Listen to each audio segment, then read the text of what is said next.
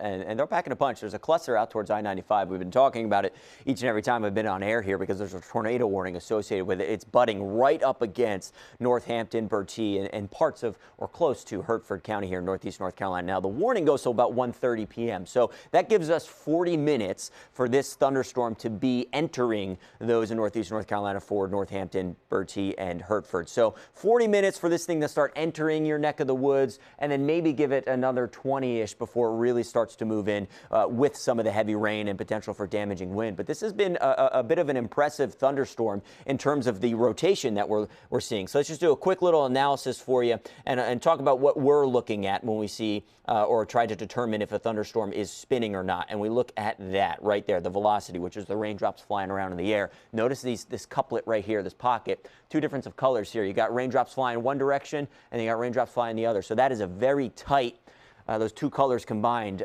together like that, right up against each other. That's a tight little couplet. And another thing I want to show you, which is quite fascinating, is a debris signature, so to speak. So this part of the radar picks up anything that's not a raindrop or anything that could be bigger than a raindrop. And you notice right in that zone of rotation, there's a difference in coloring here. So maybe that could point towards some things flying around. Maybe that could point towards a more solid indication that there could be a tornado associated with this thunderstorm. So if we were to put a time stamp on it, it is moving to the northeast at about 30 miles an hour or so, and we've got it moving into Hertford, Northampton, Hosky around 1:45-ish. So again, that timing. So the warning goes to 1:30, and then after that, you got about 20 minutes or so before it gets close to those in Hosky, right about that 1:45, Murfreesboro 1:45, all right, Woodville about 1:26 or so. So heads up for the heads up.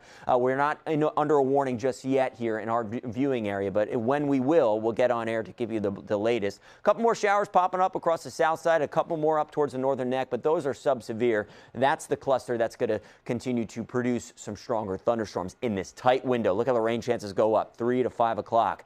That's about it. And it's these dew points. You felt that summer humidity, dew points in the upper 70s, feeling like almost 100 degrees. That's helping to keep the downpours and the summer soakers alive. Also really hazy across Tower Chem 10. Our air quality is taking a hit as well. There's a tight window for our storms, 3 to 5 to 6 o'clock or so. We'll have a couple clouds sticking around as we head through the night, remaining muggy as temps will be in the 70s. As we go into Thursday, front is still nearby, and there'll be some additional soakers for the late day hours into the evening or so as it remains humid with temps near the 90s. So there go our thunderstorms for this evening, that tight window between 2 and 5, 3 and 5 o'clock.